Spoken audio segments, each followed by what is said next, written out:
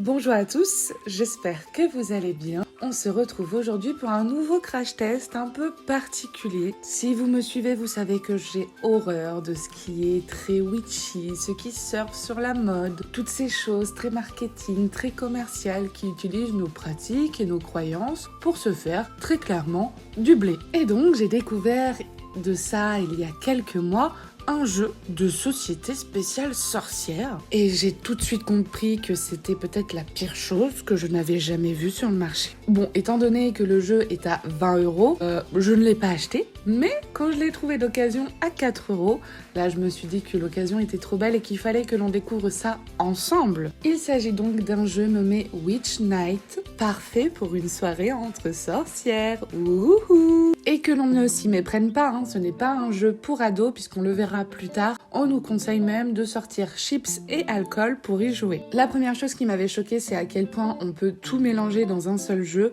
On nous dit naviguer entre les cases astro, symboles, divination, féminin sacré, culture occulte, rituel, amasser des cartes cristaux, de guérison, énergie toxique, éviter les cases pièges comme le redoutable Mercure rétrograde. Bon, l'avantage, c'est qu'ils reconnaissent que c'est pour sorcières modernes. Au moins, on est totalement dedans. Et on nous dit, au cas où on soit pas trop sûr, si vous blâmez Mercure rétrograde quand votre journée est pourrie, si tous vos défauts sont dus à votre signe astro, c'est pas votre faute. Si vous nettoyez vos cristaux en même temps que votre lavabo, mais si gagner passe avant la sororité, ce jeu est fait pour vous. Bon, très clairement, j'ai un peu envie de bouffer toute une boîte de somnifères quand je lis que ce jeu est destiné à toutes les sorcières qui se respectent. Et je suis un peu perdue, je ne sais pas si on veut nous vendre un truc totalement parodique, vraiment juste tourné autour de l'humour, ou si on croit vraiment que c'est sérieux, mais en même temps, on rigole un peu de nos pratiques. Je ne sais pas si c'est quelque chose qui a été fait par des gens qui ne s'y connaissent pas du tout et qui veulent juste surfer sur la mode de l'ésotérisme et de la sorcellerie, ou si des personnes ont vraiment pris ça au sérieux et pensé que ce serait de qualité et que ce serait chouette. Alors comme j'ai lu entre-temps les cartes, il y a vraiment des questions assez pointues, ou en tout cas assez sérieuses, des cartes correctes, donc je me dis que c'est pas seulement de la parodie, ce n'est pas seulement pour rire, même si la grande majorité des cartes, nous le verrons, sont ridicules. Il n'y a pas d'autre mot. Mais du coup, dans ce jeu, qu'est-ce que l'on retrouve ? Eh bien, on nous dit qu'on a un matériel de qualité pour ouvrir ses chakras tout en écrasant les autres. Génial. Ça se traduit par un grimoire à lire, tout chakra ouvert. Bon, en fait, ce qu'ils appellent un grimoire est simplement le livre notice avec les règles, etc. 200 cartes aux vertus puissantes, très puissantes. Donc on sent quand même l'ironie derrière. Un plateau parcours de vie énergétique, 6 pions sorcières spirituelles à fabriquer, un sablier en sable de lune, attention, et un dé pour faire confiance au hasard. Encore une fois, comme vous le voyez ici, je comprends bien, je saisis bien, j'entends bien l'ironie, l'humour derrière, mais je ne sais pas si c'est juste maladroit ou si vraiment on se moque de nos pratiques. Mais pour que vous puissiez comprendre mieux, vous mettre dans l'ambiance et comprendre comment se préparer au jeu, je vais vous lire la préparation proposée par l'édition. J'ai essayé de vous en fournir une retranscription visuelle la plus fidèle possible. Je suis désolée, je ne sais pas trop faire du ultra witchy. J'ai fait ce que j'ai pu.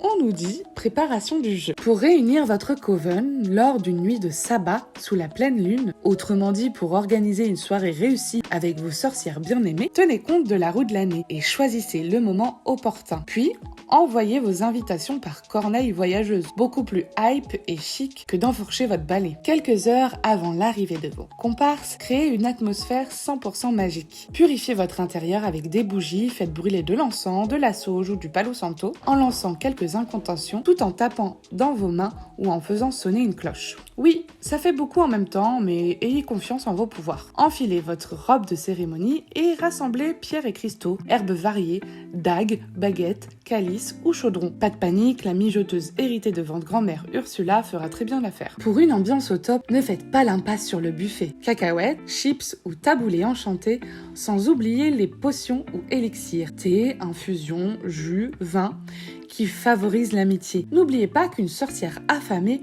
est pire qu'un oiseau de mauvais augure. Enfin, après avoir accueilli vos congénères et avant d'entamer une partie de jeu, créez un cercle magique et protecteur à la craie ou avec du sel. Il permettra de concentrer toutes les énergies et d'éloigner les esprits malfaisants. Autant vous prévenir tout de suite, ce ne sera pas du tout du luxe étant donné les épreuves qui vous attendent. Spoiler alerte, il n'y a aucune épreuve. Bon, Et compte tenu du jeu et du but du jeu, c'est un peu un jeu de loi revisité avec des cartes à tirer. Si la réponse est bonne, on avance. Si elle n'est pas bonne, on reste là. On a en main chacun une carte d'énergie toxique pour jeter des sorts aux adversaires ou cristaux de guérison, c'est un peu les cartes chance du Monopoly. Sur le plateau, il y a des cartes dans le parcours comme Mercure rétrograde qui vous fait reculer, le retour de Saturne qui vous fait revenir à la case départ, la carte transit où toutes les participantes se retrouvent à la même place et la retraite holistique qui vous oblige à prendre une pause. Encore une fois, je suis partagée entre rire parce que je trouve quand même ça un peu drôle et être complètement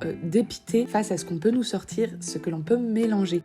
Même si je suis la première à penser que l'on peut rire de notre univers et de notre sphère spirituelle, je pense que ce genre de jeu n'aide pas du tout à toute la désinformation que l'on peut trouver dans le commerce et sur les réseaux. Et j'ajouterai également que j'ai l'impression qu'on utilise un petit peu la vibe féministe pour faire un peu un girl power alors que il y a plusieurs choses qui me chiffonnent. Mais bon, c'est pas le sujet. Mais ne perdons pas plus de temps et découvrons quelques pépites de chacun des paquets de cartes et on commence avec le féminin sacré. Donc très concrètement, les cartes ce sont soit des défis, soit des questions auxquelles il faut répondre ou qu'il faut réaliser. Je ne suis pas sûre de savoir en quoi chanter un refrain avec le mot femme peut faire quoi que ce soit sur le féminin sacré, mais passons.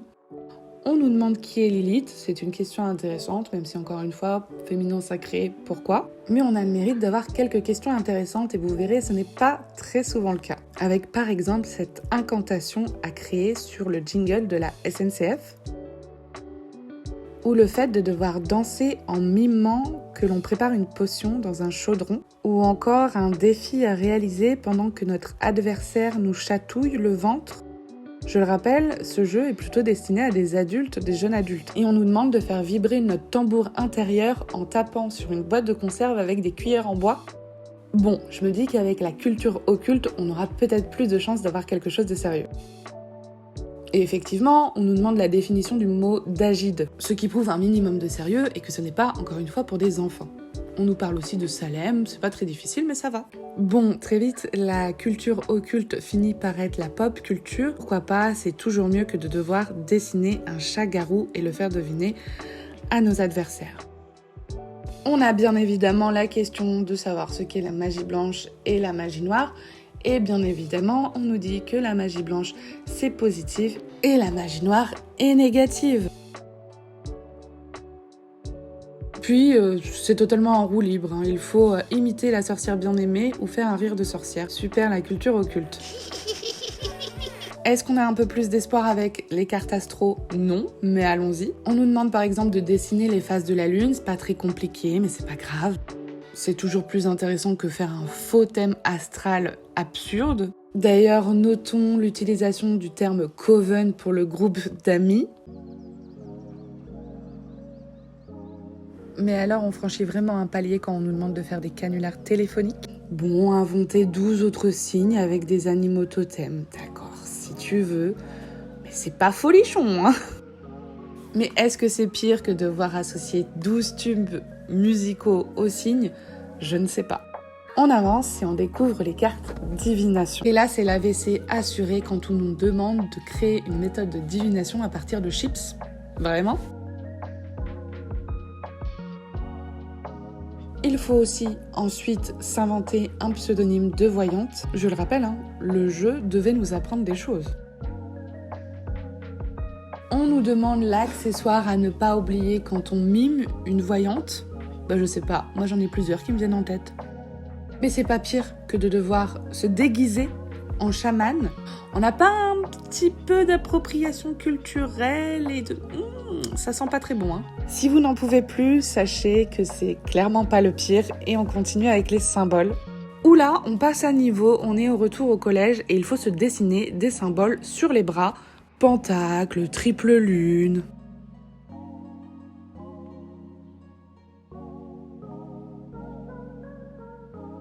Une fois que les bras sont remplis, on sort le liner pour faire un œil d'Horus. Plus la vidéo passe, plus je suis aigrie, j'en suis désolée, mais je suis blasée. Catégorie symbole, faire un high five à chacune de vos adversaires ? Je ne comprends pas. Et on continue ensuite avec des emojis à poster ou envoyer sur les réseaux sociaux. Franchement, le niveau de ce jeu, je ne comprends pas qui est la cible. Très clairement, si vous avez la réponse, n'hésitez pas à me le dire.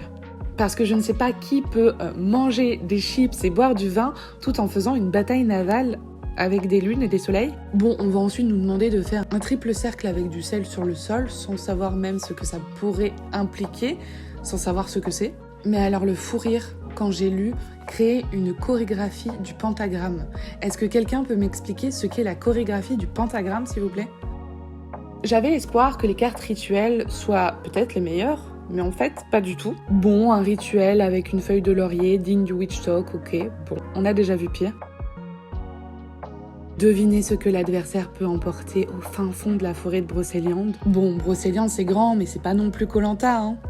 Et ensuite, on part sur des combats de regard où il ne faut pas rigoler. Mais qu'est-ce qu'on se fend la poire ? On nous donne ensuite une parfaite méthode pour paraître complètement folle aux yeux de notre crush, et une autre pour paraître complètement dingue aux yeux de nos voisins en allant purifier la rue. Purifier la rue. Oui, on a lu la même chose. Visiblement, le gaspillage alimentaire, ils ne connaissent pas, puisqu'il faut jeter 3 œufs par-dessus son épaule pour éviter le mauvais œil. Et puis on revient une nouvelle fois au canular téléphonique, hein, parce que bon, ça a fait ses preuves.